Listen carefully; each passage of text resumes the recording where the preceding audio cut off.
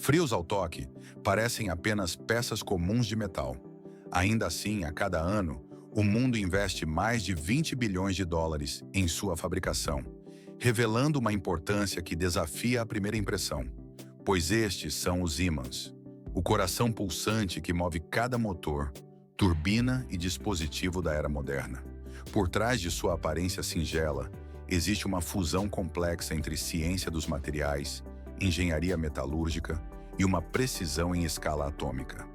A jornada começa nas profundezas da Terra, com a extração de minérios de terras raras. A partir daí, a matéria-prima percorre dezenas de estágios complexos, que envolvem purificação, fusão, prensagem de pó, centralização e, por fim, a magnetização. É um processo que transforma o metal em uma força invisível, a força que se torna o alicerce do futuro tecnológico da humanidade. Um material extraído das profundezas da Terra. Uma dependência que se estende por todo o planeta.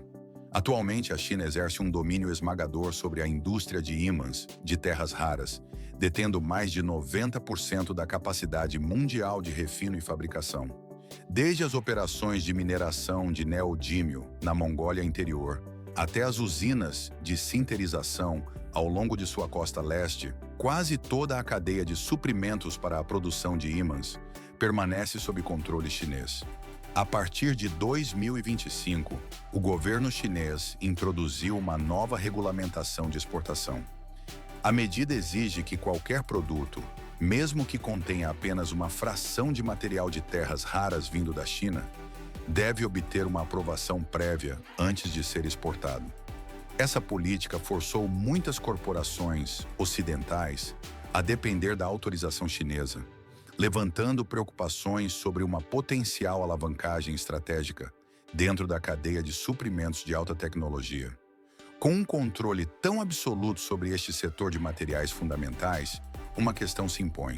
O que aconteceria com os veículos elétricos, as turbinas eólicas e até mesmo com a própria manufatura dos Estados Unidos, se a China de repente parasse de exportar seus ímãs?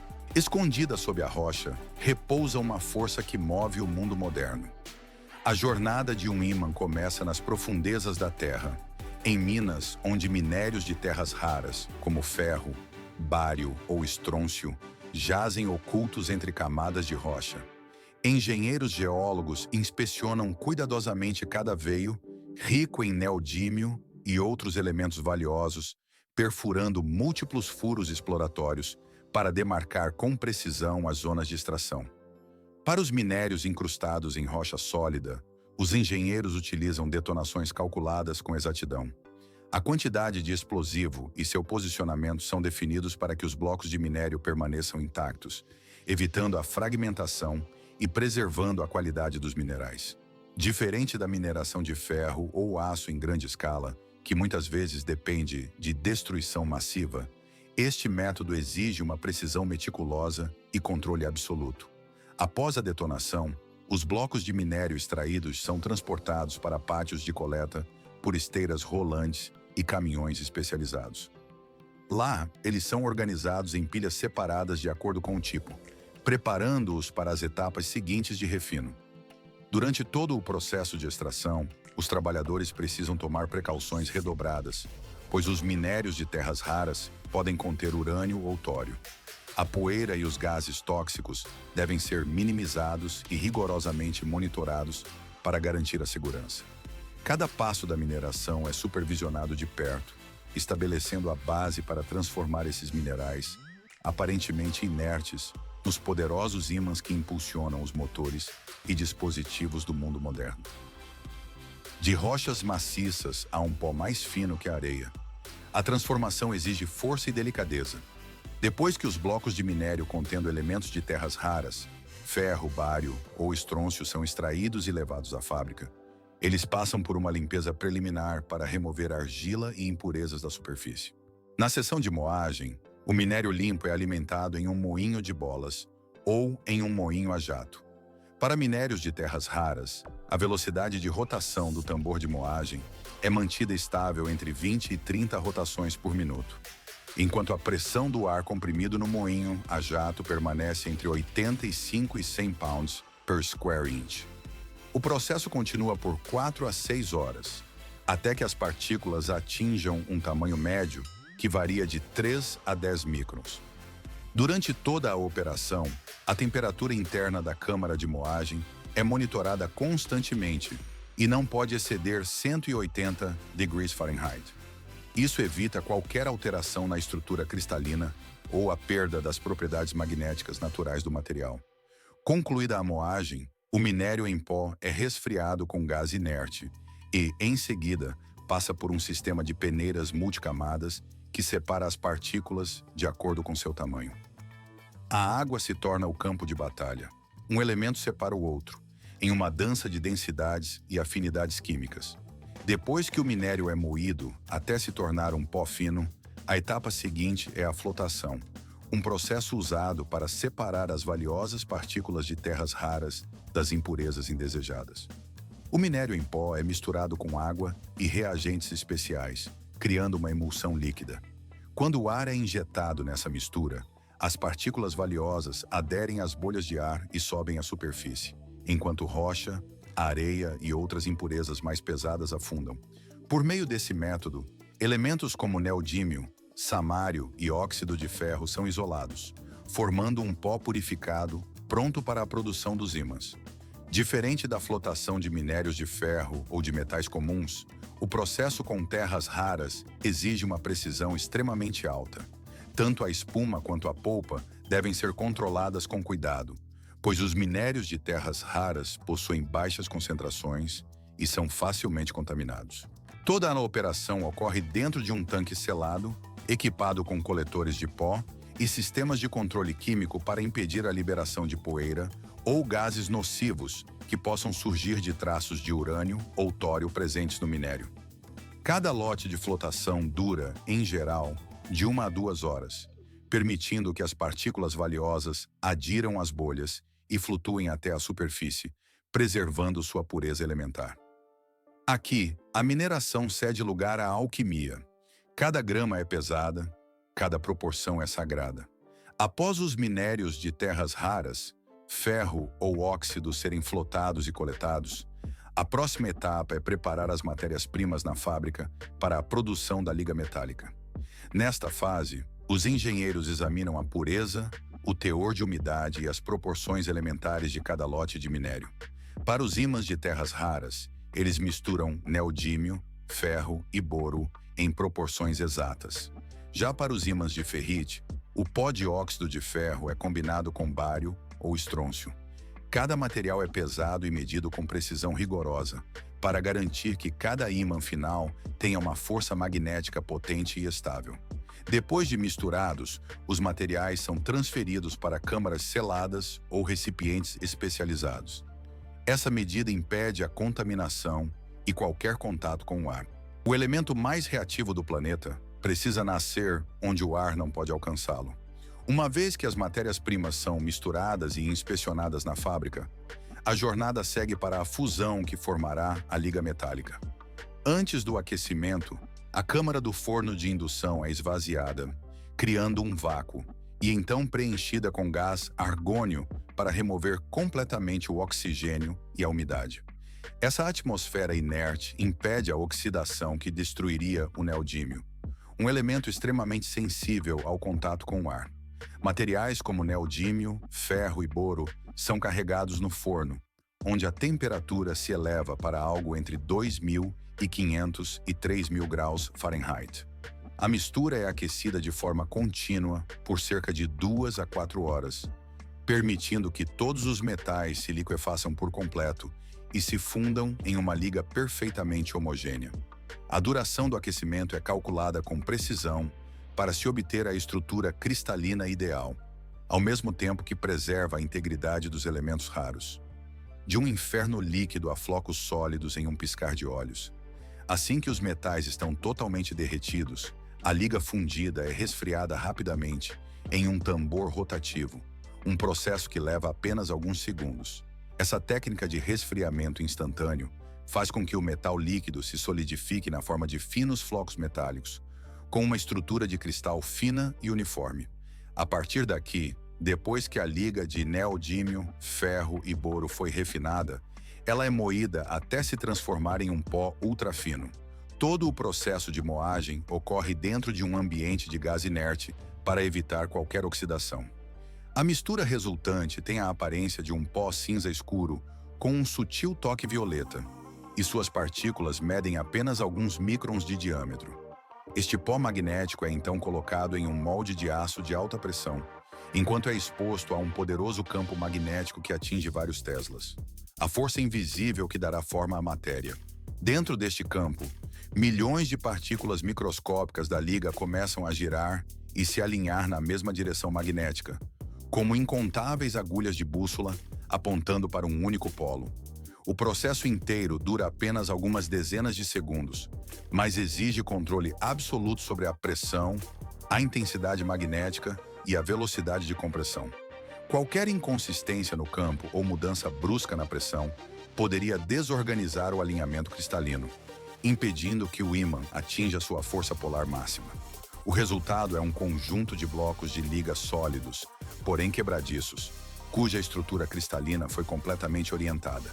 Estes são os blocos magnéticos brutos, prontos para as etapas de sinterização e tratamento térmico que irão liberar seu poder magnético final. Parecem sólidos, mas são frágeis como cerâmica e ainda não possuem alma magnética. Para se tornarem ímãs de verdade, os blocos recém-prensados são colocados dentro de um forno selado, completamente isolado do ar externo.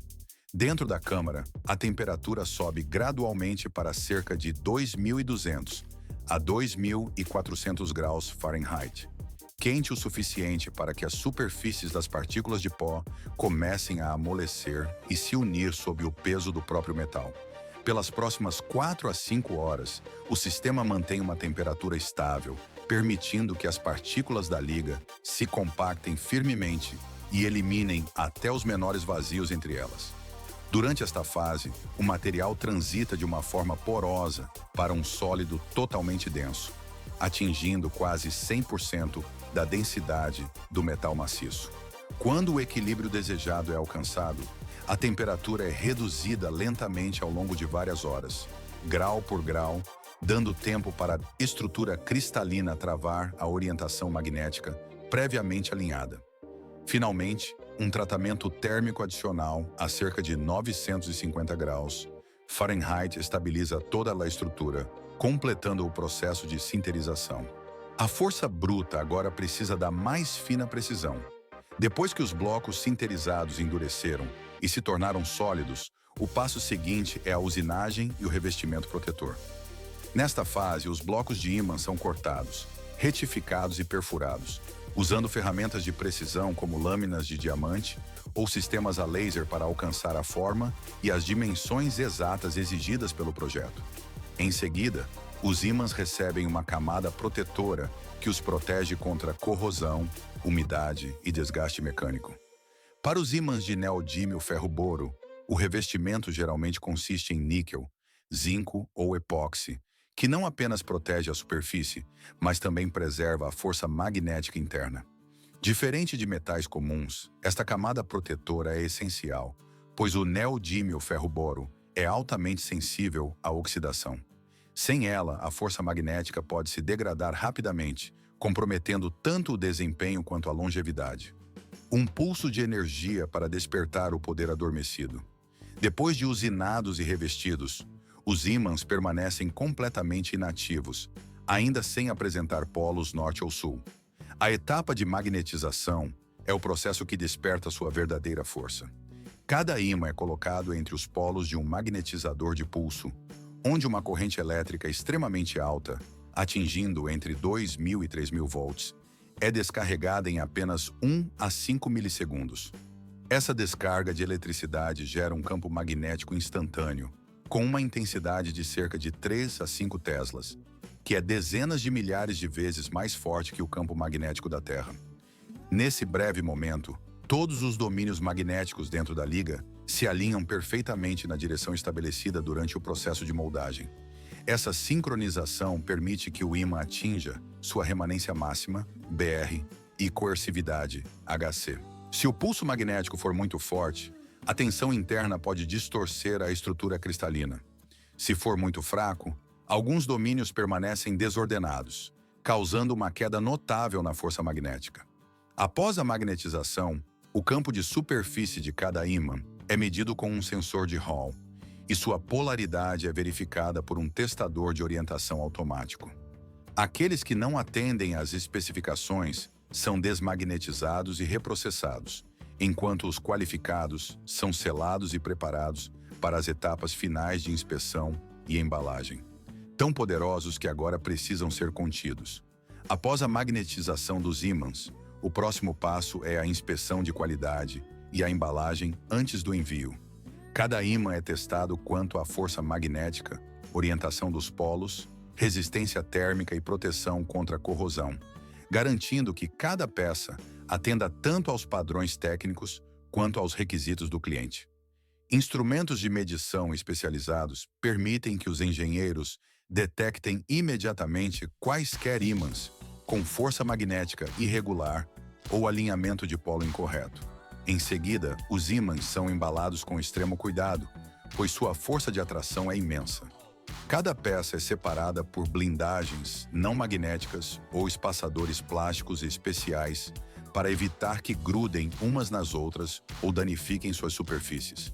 As caixas de armazenamento são construídas para resistir a impactos durante o transporte, garantindo que os produtos cheguem em perfeitas condições às fábricas de motores, fabricantes de turbinas eólicas, plantas de robótica e produtores de equipamentos eletrônicos.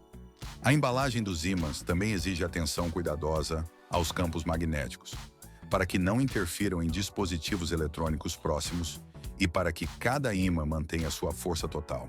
Uma vez concluídas a inspeção e a embalagem, os produtos acabados estão prontos para alimentar as tecnologias modernas. De veículos elétricos e robôs industriais a turbinas eólicas, onde cada ímã se torna um coração invisível, porém poderoso, que impulsiona sistemas inteiros. Silenciosos, mas essenciais. Eles são o pulso que move sistemas inteiros. A partir do momento em que são finalizados, uma força invisível em seu interior começa a impulsionar incontáveis dispositivos e tecnologias da era moderna.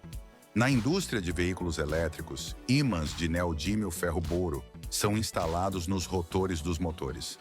Ali, geram um campo magnético potente que permite uma operação suave, maior eficiência energética e desempenho máximo.